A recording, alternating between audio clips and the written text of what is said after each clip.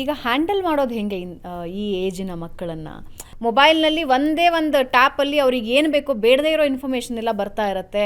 ಕಷ್ಟ ಅಂತ ಅಲ್ಲ, ಆದರೆ ಈಗಿನ ಕಾಲದ ಮಕ್ಕಳು ಹ್ಯಾಂಡಲ್ ಮಾಡೋದು ಡಿಫ್ರೆಂಟ್ ಆಗಿರಬೇಕು. ಡಿಫ್ರೆಂಟು, ಕಷ್ಟ ಅಲ್ಲ.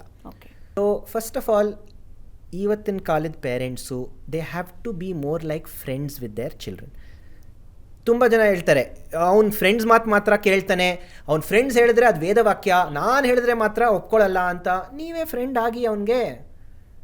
ಫ್ರೆಂಡ್ ಆಗಿ ಅಂದರೆ ಏನು ಅರ್ಥ? ಅವ್ನು ಹೇಳೋದಕ್ಕೆಲ್ಲ ನೀವೇ ತಾಳ ಹಾಕಿ ಅಂತ ಹೇಳ್ತಾ ಇಲ್ಲ.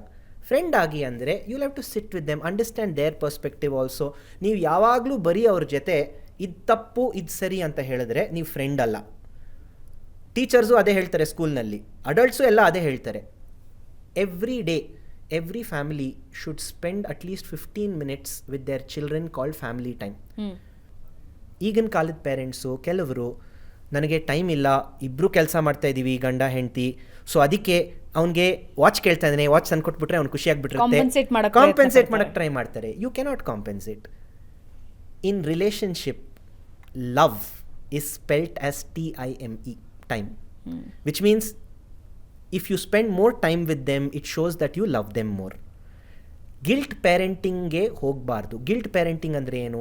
ನನಗೆ ಬೇಜಾರಾಗ್ತಾ ಇದೆ, ನಾನು ತುಂಬ ಟೈಮ್ ಸ್ಪೆಂಡ್ ಮಾಡೋಕ್ಕಾಗ್ತಾ ಇಲ್ಲ, ಇಲ್ಲಿ ಒಂದು ಹಾಲಿಡೇಗೂ ಕರ್ಕೊಂಡು ಹೋಗಿಲ್ಲ, ಅದಕ್ಕೆ ಅವ್ನು ಕೇಳಿದೆಲ್ಲ ಕೊಡಿಸ್ತಾ ಇರ್ತೀನಿ. That is guilt parenting.